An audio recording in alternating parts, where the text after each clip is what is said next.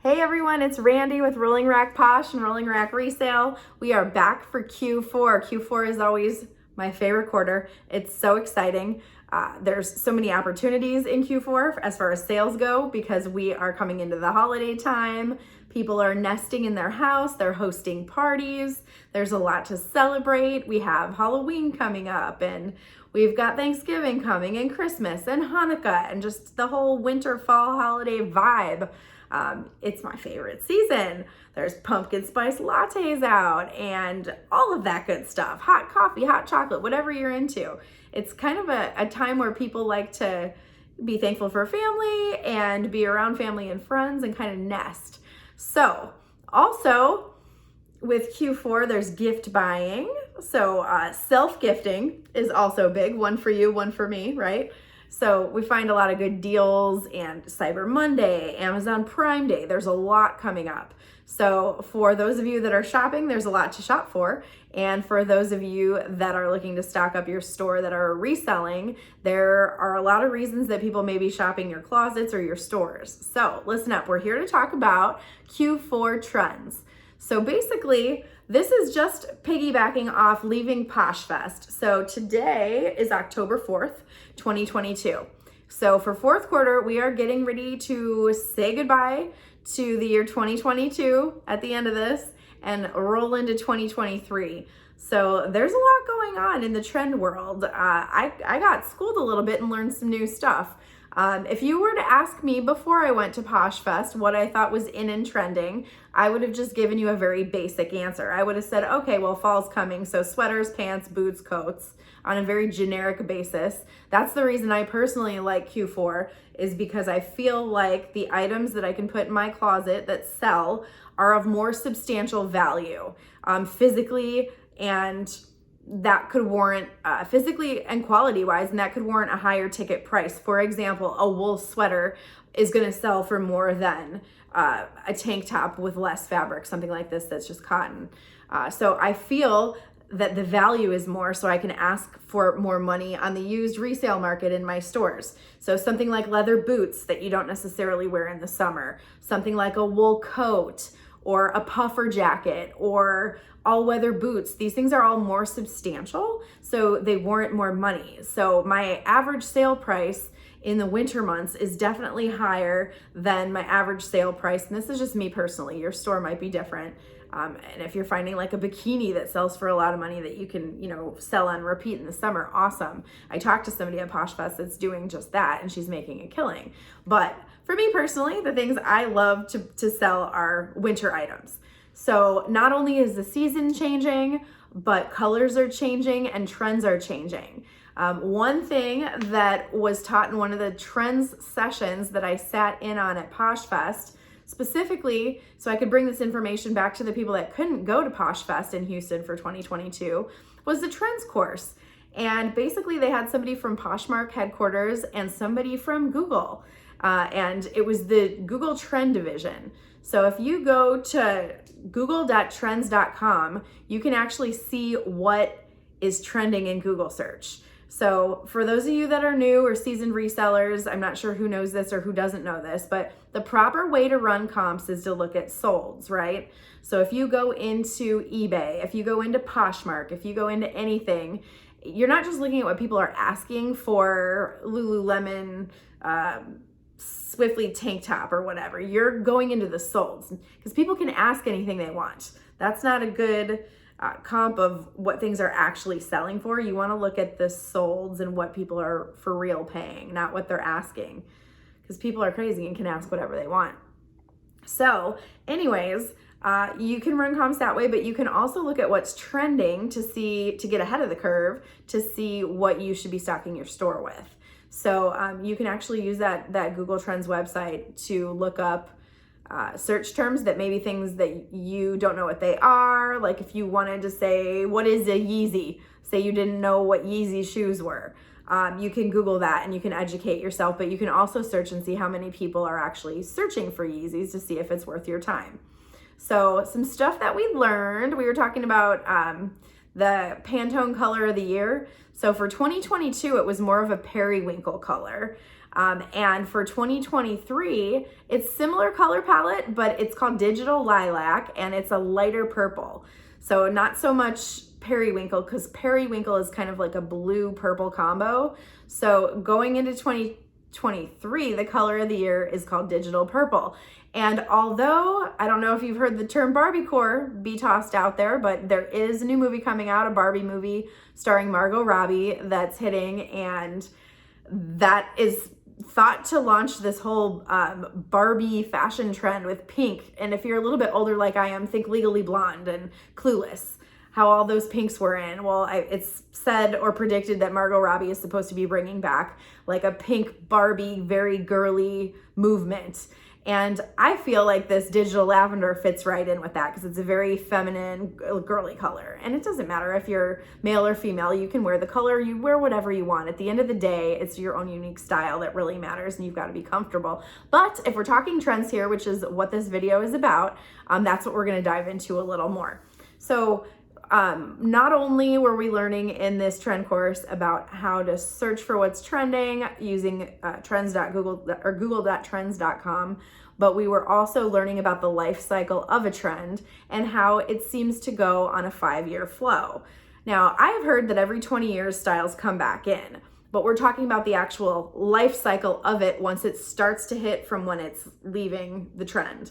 So they're saying, the experts, they, Google, and fashion experts are saying that a reoccurring trend, say Y2K, for example, or 90s fashion, they start on each of the coasts, East Coast and West Coast, and it works its way into the Midwest. So once you get into the center part of the bread and butter part of the country, that's usually when the trend is more on the end of its life cycle. So you can pay attention to the coast to see what's happening next, and you can see what's about to come in. And it looks like I feel like Y2K has just hit, but in reality, it's almost on the downtrend of its cycle. So I'm not saying don't pick up Y2K stuff, because it is still selling like hotcakes. My store is proof, other resellers' stores are proof. And the majority of the US is middle America. The majority of the population is not necessarily living on a coast.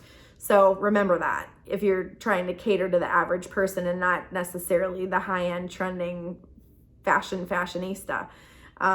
But some stuff that I have been selling in Y2K was like neons, bold colors, stuff that's like windbreaker material, like when I say stuff, I mean jackets, windbreaker material stuff. I think of when I used to vacation in Myrtle Beach in the 90s, how everything was that kind of like basketball pant type windbreaker with really bright neon colors. That stuff's still selling for me. I'm still selling a lot of that stuff, actually. Also, we've heard that skinny jeans are making a movement out, and that wider leg jeans or relaxed fit jeans are coming in. I would say a year or two ago, the boyfriend jean or the girlfriend jean, like just the more relaxed fit jean, were making a movement, and those are still selling. But also we're seeing like piped leg jeans, like wide leg jeans. And I graduated in the year 2000, so I just think back to the time I graduated high school and shortly after, what was in when I was working in the salon. I used to be a hairstylist, and what was in then. And a lot of it is cycling back. I think of like flannel shirts and Doc Martens and chunky soled shoes, and it depends, like, you know, what fashion you adopted, but there was also like this whole very preppy like look that was going on too. And some of that in its new form is cycling back in. So like I said, it's a new season and some new styles are coming, and actually they're predicting 2010s to be the next trend. So go back in your mind, figure out where you were in 2010. And if you didn't live through 2010, you can get on Google and start searching, but I have some stuff that I want to share with you. So we've talked about Pantone color of the year. You can Google that every year and see what the trending color of the year is. That's specifically for fashion. There are other colors of the year for home decor that like Sherwin-Williams and paint companies release, but that's not what we're talking about. We're talking about the fashion.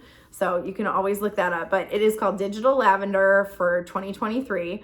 I've seen a lot of little micro trends within the Y2K time period, and even trending into 2010s, like bucket hats. So denim bucket hats, designer bucket hats that maybe have, you know, like some kind of designer logo on them. Bucket hats are a thing.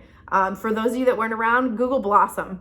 Watch some episodes or reruns of Blossom. Blossom was a TV show, and it was Maya Bialik and her little friend, the actress was Jenna Von Oy, her friend Six. They were queen of the bucket hats. That time period is kind of like right in there with the bucket hat if you want to see what that looks like. We were talking about Barbiecore with the lavender and the fuchsias coming out. So those styles, definitely be looking out for anything ultra girly, frilly in those colors specifically. We talked about wide leg jeans, bags. As far as bags go, we've been on a crossbody small bag trend for a while, and it seems to be changing to big, oversized boho, big, huge bags, whether it's a tote bag or just like a slouchy shoulder big bag. The kind you used to put your whole apartment in, like you could literally stuff so much stuff in there. Basically like an overnight bag full of stuff. Your whole life could be in there. Those are coming back in. I lived that trend. I remember it. I don't think I actually ever really grew out of it. This is my current bag. So yeah, that's what we're talking about. Stuff like that. Trends come and trends go, but sometimes when you find something you like, you just stick with it even when it's out. Eventually it will come back in, right? So we've got the bags trending towards the bigger, when we're talking about shoes, a little bit of a dichotomy there. Ballet flats, ballet shoes, ballet slippers, whatever you want to call them, flats are trending, but so are the Doc Marten style, very chunky sole boot. And not even just a boot, it could be a loafer. So think of, they call them like tractor tread, but it's just very big, chunky, rubbery sole shoes, whether it's a Mary Jane, whether it's a loafer, or whether it's a, you know, white leather with a black sole, Doc Marten looking shoe, whether it's a Doc Marten or not, that style is definitely coming back in. And I remember, funny story, like I wasn't, my parents were pretty conservative, right? And they wanted me to look normal when I went to school. So I was kind of conservative with the fashion trends I would adopt. But the one thing I absolutely knew that I wanted to have after I saw Alicia Silverstone in I think it was the Cryin', whatever the Get a Grip CD was for Aerosmith, Liv Tyler and Alicia Silverstone were like the girls that were featured in these music videos. And I think it was the Cryin' video. And she had the coolest boots on and I wanted a pair. And so I went to this place called Frugal Frank's, some outlet mall outside of Chicago. And I got these knee-high combat boots. And I think I split the cost of them so with my best friend. And so we traded these boots on and off, kind of like Sisterhood of the Traveling Pants. But these combat boots were so fun to wear. And it's just a fun fashion. And you can mix them with prints are in right now, like very obnoxiously floral dresses. And you could wear a floral dress with these combat boots. So it's kind of like bringing back that 90s kind of grunge fashion. But there's also aside from that, a very girly trend with this Barbiecore thing going. So think Clueless, think Reality Bites, go watch these older movies from the 90s and 2000s. Almost think Friends, like the episodes of Friends, that was 90s into the 2000s. Maybe spaghetti strap maxi dresses with like a Doc Marten and like a fitted women's t-shirt underneath, or linen overalls. That kind of look seems to be trending back in. They're also talking about pleated skirts, maxi skirts or mini skirts. Academia is another trend that seems to be coming in. When I was in school, we just called it preppy. But the current version of academia that's rolling in is a lot of sweater vest, but not the button-up type of vest, like the pull over your head kind with no sleeves and a v-neck with like a white collared shirt underneath that sticks out on the bottom. And it pairs really well with like riding boots. And the boots that are trending now, it's been an over the knee movement for a while. Now it's right beneath the knee, whether it's a heeled boot or a flat boot.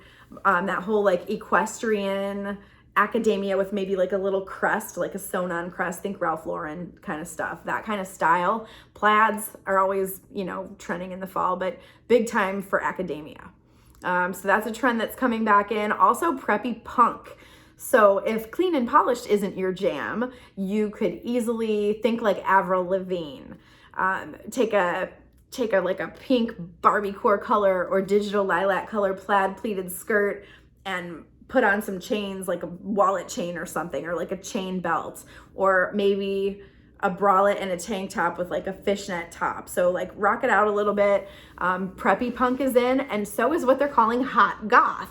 Not just in time for Halloween either. This trend is gonna stick and stay. Think like Addams Family. Morticia Addams was always in black, but very like fitted and sexy.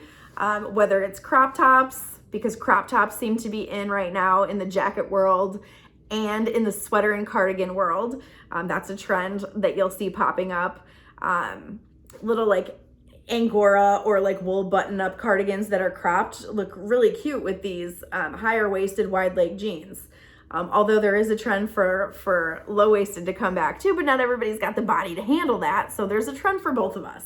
Whether you want the high-waisted to hide something or because you look cute in it, or if you don't really want to get into that low-waisted thing, because I don't know about you, but my body changed since 2000 when I wore those the first time. I will not be participating in that trend the second time. So those are some ideas. The hot goth stuff, a lot of black and a lot of, fishnets or like rip torn tights kind of stuff, over the knee socks maybe. Again, you could pair those with Doc Martens, something like that. That's like all very 90s Y2K-ish. And then going back to the bags, this is going with another trend, but it carries over into bags. Big obnoxious logos, whether it's Louis Vuitton or Balenciaga or Chanel or whatever your thing is.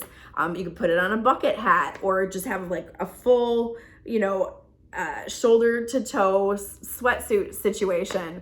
That's all coming back as well.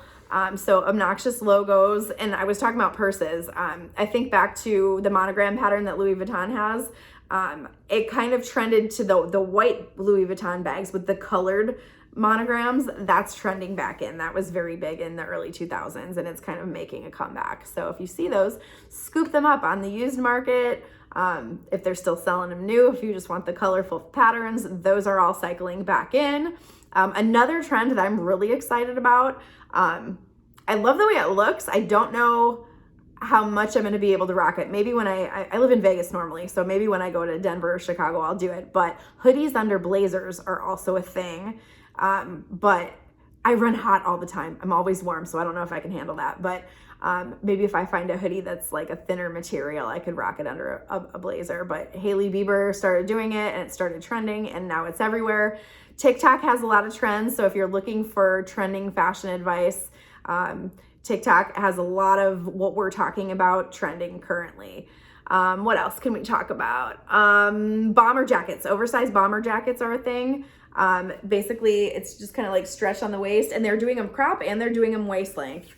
Same with moto jackets, waist length or cropped. Both of them are in.